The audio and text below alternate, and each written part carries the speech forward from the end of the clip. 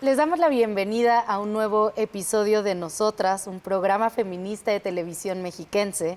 Yo soy Julia Didrikson y hoy tengo el honor de presentarles a la magistrada Indra Ivonne Castillo Robledo para hablar sobre la justicia con perspectiva de género en el marco de las violencias que enfrentan las mujeres después de una separación, el crecimiento de la violencia vicaria y también los obstáculos para hacer efectivas las pensiones alimenticias. Indra, bienvenida a Nosotras, ¿cómo estás? Muchas gracias, Julia, por la invitación. Un saludo al auditorio que nos ve en el día de hoy. Gracias. Como les comentaba, Indra Ivonne es magistrada de la Segunda Sala Colegiala Familiar de Toluca del Poder Judicial del Estado de México. Es licenciada en Derecho por la Universidad de Ixtlahuaca, cuenta con estudios de especialidad y maestría en Derecho Privado y Amparo y actualmente cursa un doctorado en Derechos Humanos. Ingresó al Poder Judicial mexiquense hace más de 17 años y desarrolló su carrera mediante concursos de oposición, desempeñándose como secretaria, notificadora, directora de ejecutores y jueza familiar antes de ser electa magistrada en 2025. Hace 17 años que estás en el Poder Judicial. Sí, ya tenemos 17 años impartiendo justicia. Wow, ya toda una carrera Sí. En la justicia. Indra, yo quiero preguntarte, porque hemos analizado ya muchas veces en este programa cómo se ve la violencia en la pareja cuando estás dentro de una relación de pareja, pero pocas veces se habla de la violencia que también existe cuando te separas y cuando te divorcias. Así que quiero preguntarte cómo se ve esta violencia de género después de la separación. ¿A qué se enfrentan las mujeres que vivieron violencia intrafamiliar cuando deciden terminar una relación? Bueno, mira, en la sala nosotros no solo vemos códigos y sentencias, nosotros vemos vidas, vemos problemas que están surgiendo día a día. Cuando una persona se quiere divorciar, es importante que nosotros analicemos o que ellas sepan algunos derechos que no hacen valer generalmente cuando una persona se quiere divorciar o incluso solicitar una pensión alimenticia por un concubinato. ¿Qué derechos estas mujeres que nos escuchan o hombres no conocen son? Por ejemplo, a veces van y solicitan solo el divorcio, pero no piden pensión alimenticia para sí mismas, ¿no?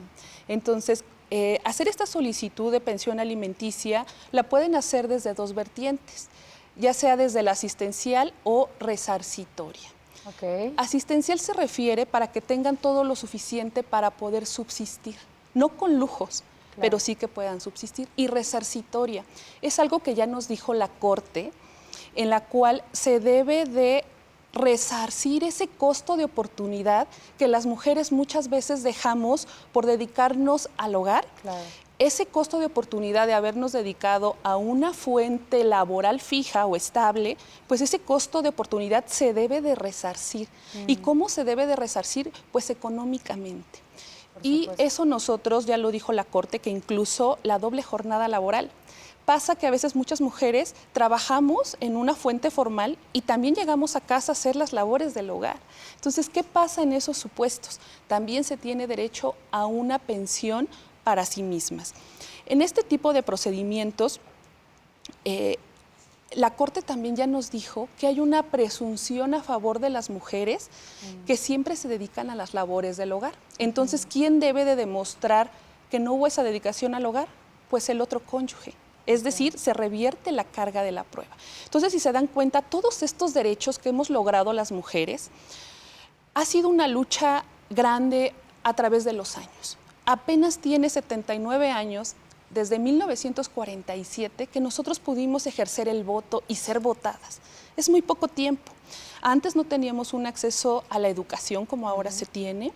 Hemos luchado demasiado para obtener estos derechos y ahora que los tenemos, las mujeres debemos estar conscientes, hombres y mujeres, porque aplica para hombres y mujeres. Pero en este caso, hablando a tu auditorio de mujeres, deben estar conscientes y tener conocimiento de estos retos y de este conocimiento que deben de tener. Nosotros como mujeres y como hombres, porque ya se dijo que la perspectiva de género no solo es exclusiva para las mujeres, es también para los hombres. Entonces, nosotros en los juzgados, nosotros tenemos tanto jueces como magistrados y magistradas, tenemos la obligación de juzgar con perspectiva de género. Ok. Es una obligación que ya nos lo dice la Corte en una jurisprudencia. No es un capricho, no es si quiero o no, es una obligación que ya está ordenada en una jurisprudencia de la Corte. En caso de que no se haga este juzgamiento con perspectiva, se está incumpliendo con esta normatividad que ya está establecida y que es de carácter obligatorio. Entonces, no lo necesitan pedir las partes. Ya ahorita hablaremos posteriormente, si tenemos tiempo para hacerlo, de cómo debemos de juzgar nosotros con esa perspectiva de género en estos asuntos. Entonces, como mujeres y como hombres, les digo que se enfrentan a muchas circunstancias cuando solicitan su divorcio, cuando solicitan una pensión o un concubinato. Pero es importante que conozcan derechos. Uno de ellos, pues, es pedir pensión para uno mismo. También se puede pedir pensión para los hijos. Ya se puede pedir para los hijos siempre y cuando estén estudiando y sea acorde a la edad lo que ellos estén estudiando, ¿no? Y muchas otras medidas que se pueden pedir, por ejemplo, si están siendo víctimas de violencia. En la demanda inicial pueden pedir incluso medidas que se dictan en el auto inicial, como la exclusión del agresor del domicilio, como la suspensión del régimen de convivencia, como auxilio inmediato de reacción inmediata del auxilio de la fuerza pública. Si yo estoy siendo víctima de violencia física, psicológica, económica o vicaria, yo puedo solicitar medidas desde el auto inicial. Y el juez o magistrado, en este caso los jueces que son los que dictan las medidas, está obligado a dictar la medida de protección en el auto inicial, que es dentro del día siguiente. Entonces, esto lo deben de saber hombres y mujeres que tienen miedo a lo mejor a una separación o que tienen miedo a no tener los recursos suficientes. Desde el auto inicial se les dictará una pensión alimenticia y se podrán dictar medidas de protección para protegerlos durante el procedimiento, y también porque si han sido víctimas de violencia durante el matrimonio, pues se deben de tomar las medidas para que esa violencia cese. Oye, es que es maravilloso porque realmente estamos hablando de una justicia con perspectiva de género, que yo sé que vienen décadas y décadas luchando para que realmente se aplique, para que no solamente se queden las ideas, sino que haya un esfuerzo conjunto para que las mujeres puedan obtener justicia sin revictimizarlas, sin darles mil vueltas y entendiendo todos los derechos que merecen, que son necesarios para las mujeres. Me surgió una duda, ¿por qué la pensión alimenticia recae en los hombres? ¿Cuál es ahí la lógica? Creo que tengo una noción, pero me gustaría que nos la explicaras. Claro. Mira, la pensión alimenticia no recae necesariamente en los hombres, recae en el deudor alimentario. Para nosotros, cuando fijamos una pensión alimenticia, se tiene que haber un binomio. Este binomio es necesidad y capacidad. Por ejemplo, en este caso, si la que se dedicó a las labores del hogar durante el matrimonio fue la mujer, pues el deudor alimentario es el hombre. Pero ya ahorita en la actualidad hay muchos hombres que se dedican a las labores del hogar y ellos son los que llevan a los niños a la escuela, ellos son los que se hace, que es el menor caso, eso sí, en porcentaje es menor. Pero es cierto que ya existe. Pero ya existe y en este caso la deudora alimentaria es la mamá, es la mujer. Incluso para los hijos, si quien tiene la guardia y custodia es el papá, entonces quien paga la pensión alimenticia de los hijos económicamente es la mamá, que en este caso los dos son obligados solidariamente, conforme a sus posibilidades. Si ambos trabajan, ambos aportan. Si la mamá o papá no trabajan, aporta con las actividades del hogar, es decir, con llevarlos a la escuela, con planchar, con lavar, con todas las actividades domésticas. Entonces, es una ayuda mutua. Oye, 6 de cada 10 madres solteras autónomas en México no reciben pensión alimenticia. ¿Por qué el sistema sigue fallando en algunos casos para cumplir algo que ya está sentenciado? O sea, todavía no se cumple en gran medida. ¿Por qué? Mira, sí hay muchas áreas de oportunidad, claro que las hay. Sin embargo, más allá de que no se cumplan, considero que es falta de desconocimiento. A veces está la sentencia ya dictada pero las mamás o papás en este caso la dejan y no la ejecutan. Ok. Es por así decirlo, ya tengo una pensión alimenticia a mi favor o a favor de mis hijos, y en este caso yo no ejecuto las acciones correspondientes para cumplimentarla. Es decir, pasa 1 año, 2 años, yo ahí en la sala veo asuntos que en 10 años la mamá o el papá no reclamó la pensión alimenticia ya fijada. Entonces, a veces es un poco de desidia, a veces desconocimiento o a veces falta de recursos. Ok. Entonces yo por eso ahorita a la audiencia les comento que existe la Defensoría Pública, que es una institución tan bondadosa que ofrece abogados gratuitos. Ajá, donde los que no tienen recursos económicos les hacen un estudio socioeconómico y con ese estudio pueden acceder a un defensor gratuito y les lleva su asunto. Entonces, ya no debe de haber desidia dejar estos asuntos al abandono, porque después de 10 años, pues también se vuelve complicado para ambos, tanto para el deudor, porque ya tiene una suma elevadísima, y también pues sobre todo para los niños, niñas y adolescentes que dejaron de obtener una pensión alimenticia para sufragar sus necesidades de alimento, habitación, salud, educación. Entonces, como progenitores estamos obligados a hacer todas las acciones correspondientes para proteger el bienestar del niño, ¿no? Y si bien es cierto, están estas sentencias se pueden cumplimentar como, pues, mediante un incidente de liquidación. Es un incidente de liquidación de pensiones alimenticias, se hace el adeudo, se cuantifica cuánto es lo que se debe, y una vez cuantificado, pues se ordena el pago mediante ¿qué? Un embargo, si es necesario, ¿no? Pero y tendrá algunas otras consecuencias jurídicas que si nos da tiempo podemos verlas. Pero estas sentencias, el Estado ya tiene mecanismos para ejecutarlas.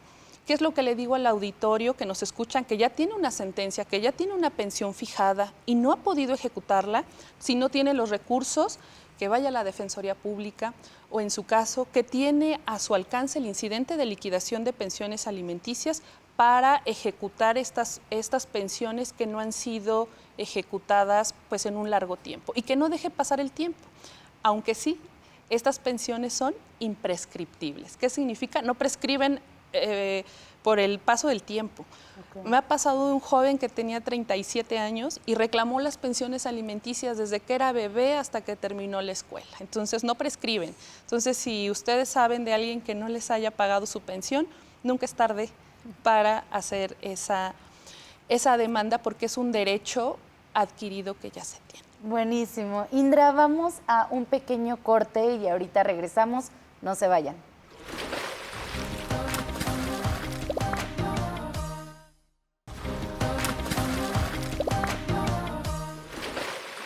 Y estamos de regreso, nos encontramos con la magistrada Indra Ivonne Castillo Robledo.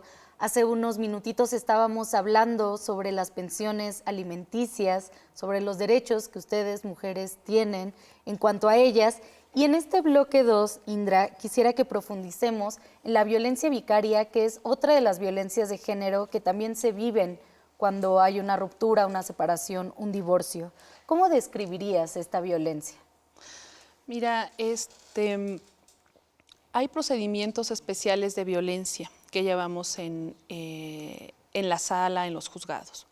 Sin embargo, hay muchos procedimientos que los instan, como procedimientos de guardia y custodia, procedimientos de convivencia o de pensión alimenticia. Pero nosotros como juzgadores, cuando analizamos los hechos y las pruebas, advertimos a veces una violencia sin que lo soliciten las partes. Ahí nosotros estamos juzgando con perspectiva de género.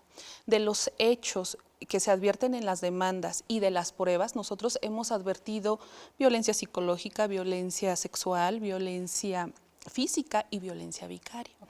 Entonces, juzgando con perspectiva de género, los jueces no solo en los procedimientos de violencia deben advertir este tipo de situaciones, sino en cualquier procedimiento, incluso un divorcio, en cualquier procedimiento familiar, pueden advertir este tipo de violencia. La violencia vicaria no es tan fácil de determinar. En la violencia vicaria es una instrumentalización que se hace o uso de los niños para dañar tanto o al padre o a la madre.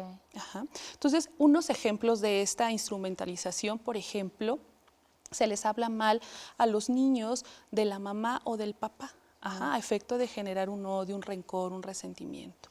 O, en su caso, les causan un daño directo a los niños a efecto de que sufra la madre angustia, por ejemplo, una ocultación de niño, una sustracción de menor. O, en su caso, también generan un desapego total al padre o a la madre, que genera ese distanciamiento entre los padres, y esto es un tipo de violencia vicaria. ¿Y cómo podemos identificarla en los juicios? Una pericial en psicología, cuando nosotros advertimos de los hechos que se advierte probablemente una violencia vicaria, nosotros ordenamos la pericial específica a efecto de determinar y que la perito en psicología experta nos dé los elementos para determinar si está existiendo esta violencia. No, muy importante esta información porque hay muchas mujeres que pueden estar viviendo esta violencia, pero como también el término es tan nuevo, lleva pocos años, ¿no? Lleva pocos años, pero se empezó a hablar mucho sobre violencia vicaria y yo he visto en las personas que conozco, en redes, como cada vez más mujeres están nombrándola porque están identificando algo que puede que llevan años viviendo, pero pues gracias a toda la información y a todos los esfuerzos, pues se puede identificar que es una violencia que no se nombra, pero que ahí está.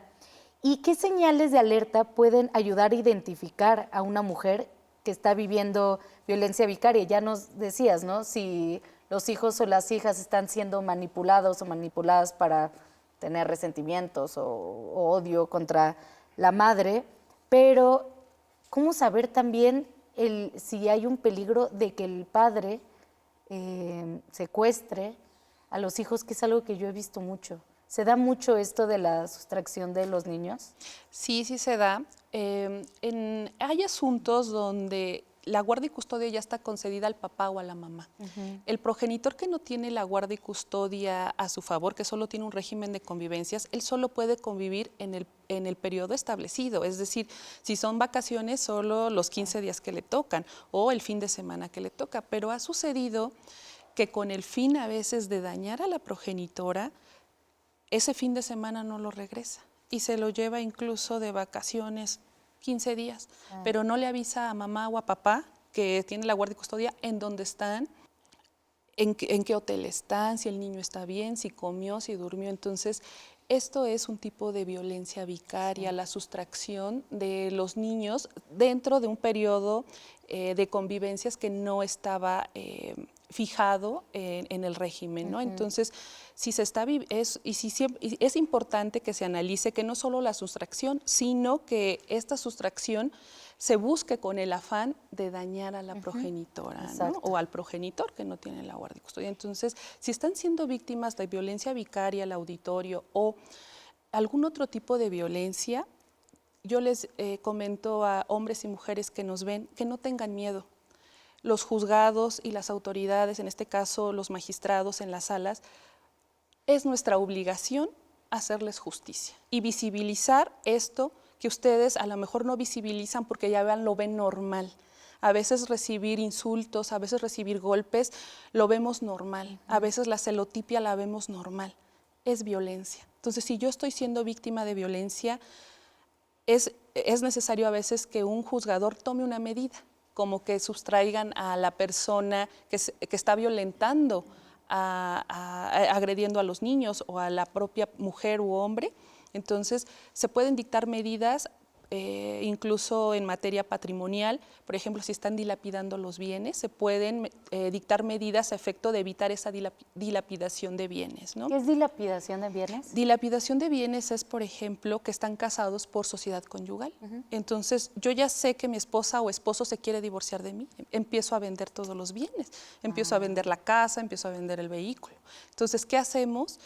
Inmediatamente que se inicia la demanda de divorcio, se ordena la inscripción en el registro público de la propiedad para que estos bienes no se puedan vender. Entonces, eso es un tipo de violencia patrimonial y a veces no lo sabemos. Entonces, pueden acercarse a las autoridades. Es nuestro compromiso y es nuestra función hacer justicia. Es lo que estamos buscando, una justicia con rostro humano, que la ciudadanía se sienta cercana a nosotros y que nosotros estamos para servirles, para hacerles justicia. Claro, ¿no? que tengan confianza, que sepan que si van a poder lograr Claro. lo que necesitan, porque muchas veces la gente no va a estas instituciones por miedo a perder el tiempo, por miedo a ser revictimizadas, por prejuicios, ¿no? Por desinformación.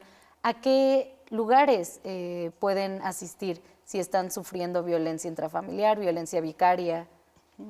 Miren, primero, como ya les había comentado, está la Defensoría Pública para que tengan un abogado gratuito si es que no pueden pagarlo. Sí. Si lo pueden pagar, pues excelente. Se inicia la demanda mediante al juzgado familiar, a cualquier juzgado familiar, incluso ya hay formatos, que ya están los formatos y pueden llenar los formatos en las instituciones como DIF. Ahí ya hay formatos donde ya están los formatos de la demanda familiar, donde ya solo llenan los formatos, muchos abogados, defensores públicos ya presentan su demanda con el formato. Entonces es rapidísimo, entonces creo que es momento de que las mujeres y hombres, porque también ya hay muchos hombres víctimas de violencia también, alcemos la voz y que iniciemos, si nosotros permitimos ser víctimas de violencia, ¿qué están viendo nuestros hijos? ¿No? Entonces tenemos que romper ese paradigma y hacer la diferencia. Si mi hijo me ve violentada, entonces, ¿qué ejemplo le estoy dando?